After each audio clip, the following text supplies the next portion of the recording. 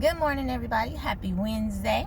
So today I want to talk about the miracle in obedience for your next level. So we're going to be reading from 1 Kings chapter 17. And I'm going to start off with verse 1. And Elisha the Tishbite, who was of the inhabitants of Gilead, said unto Ahab, As the Lord God of Israel liveth, before whom I stand, there shall not be dew nor rain these years, but according to my word. In verse 2, And the word of the Lord came unto him, saying, Get thee hence, and turn thee eastward, and hide thyself by the brook Cherith, that is before Jordan. And it shall be, that thou shalt drink of the brook, and I have commanded the ravens to feed thee there. Verse 5, So he went and did according unto the word of the Lord, for he went and dwelt by the brook Cherith, that is before Jordan. And the ravens brought him bread and flesh in the morning, and bread and flesh in the evening, and he drank of the brook. And it came to pass after a while that the brook dried up, because there had been no rain in the land. Notice it doesn't tell us how long this took for the brook to dry up. And it says that they fed him basically breakfast, lunch, and he had water and dinner, right? And so he probably got very used to knowing, okay, well, I know the raven's coming this morning. Let me get breakfast. I know the raven's coming tonight. Here go my dinner. Hey, and there's a brook for me to drink from, right? It said years that there was going to be a drought. So this became a routine, if we want to think of it that way, because that's what he was used to. However, one day the brook dried up, and then the word of the Lord came unto him and said in verse 9, Arise, get thee to Zarephath, which belongeth to Zidon, and dwell there. Behold, I have commanded a widow woman there to sustain thee. It doesn't say how much food she had, how long she could sustain him.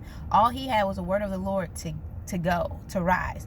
And that this brook is dried up here, so I'm supposed to go somewhere else now. And God has given me the instruction of where I'm supposed to go, but I don't know what's going to happen when I get there. But because he was obedient in the first level of trusting God, to have those ravens be commanded to feed him breakfast and dinner, he got used to that, right? But he knew God was the source of that provision. He was taken care of. But when he goes and finds this woman, she has all she has is a little bit of cake and meal. She thinks she's gonna eat that, fix it for her son, and they're both gonna die. But God multiplied it and made a miracle for him, this woman, and her son to be sustained. He multiplied what she had to take care of all three of them, right? And they all were obedient. So what am I saying today? I'm saying that God creates miracles when we're obedient. We open the door for that just by doing what God told us to do. We don't know what the next step is. We don't know what's going to be there when we get to wherever he is telling us to go, whatever instruction he's given. But the next step doesn't come until you've done the first step God gave you. So today, I want you to be obedient to God in whatever it is he's leading you to do, in your job, in your ministry, in your family, with your spouse, with your friends, with people you're connected to, because you never know who's going to be blessed by your obedience or what's going to come on the other side of it. This man was being sustained at one point. It was just him.